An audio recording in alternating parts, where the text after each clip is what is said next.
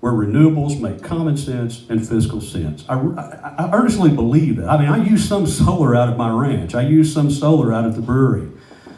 But I'm not impacting people in a negative way. I think that's the difference. And at the same time, I'm also not claiming the massive subsidies and infrastructure abatements that these guys are getting. I find it astonishing. And frankly, each one of us, as he's even mentioned in this room, are paying county, state, federal taxes. It's astonishing what it's costing us. When you do the math on that, it just blows my mind. What else? Yes? Can I say a word? Yeah. I'm from Brown County also. I was part of the original grassroots effort of Brown County. We had gone to Comanche, listened to their witnesses, the people who lived there with them. They were distraught, and we just thought, we got to do something.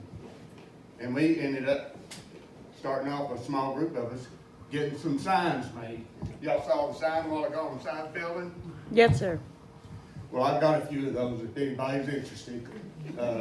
Yes, sir. I'll be out there at the entrance with them here in a little bit. There's Thank no charge you. on them. Thank you. Let your neighbors know.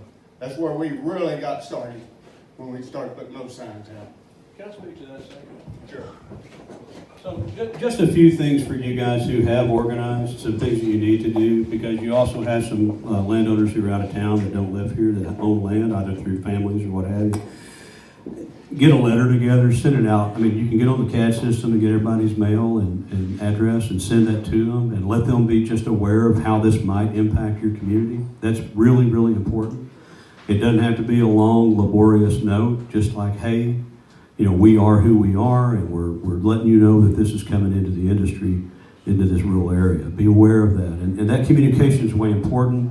Sounds like you guys have some point of contact individuals in this room. I think that's great. Again, I think you should always approach this from the standpoint of being respectful of everybody's opinion on it.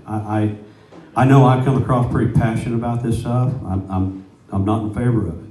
I'm not in favor of when it impacts negatively, especially. But I would tell you that the more you guys can communicate with each other, communicate with your commissioners, and if they tell you something, look it up and make sure it's right. That's the one thing that I found astonishing, especially from the companies that put this out there. I've had some landmen literally lie to my face about what is going to impact. And we heard one gentleman's story right here buying land. It's common. I hate that they prey on poor school districts, and I hate that they prey on people who are older. But we've seen it continually.